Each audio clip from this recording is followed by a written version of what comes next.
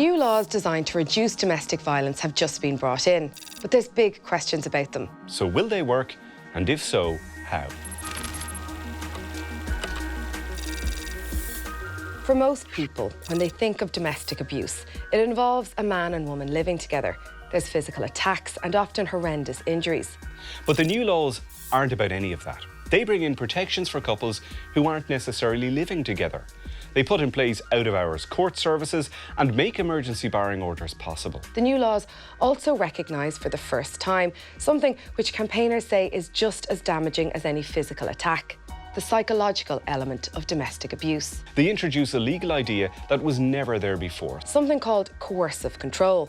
Ireland is one of only a few countries in the world to make it a criminal offence.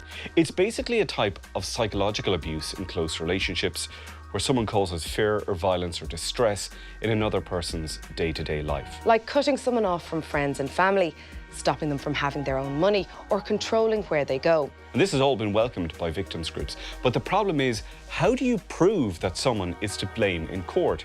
That is what is concerning some lawyers.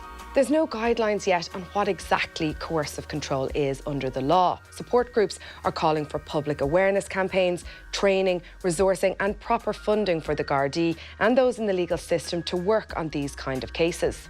Coercive control became a crime in England and Wales in December 2015, but in the first 2.5 years after that, the majority of recorded cases where arrests were made were dropped without charge. Lawyers have to prove a pattern of behaviour.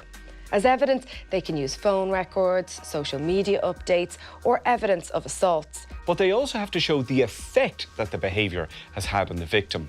And that's not simple. Another challenge is trying to prove something wasn't just said in a moment of anger, but was actually part of an ongoing pattern of abuse.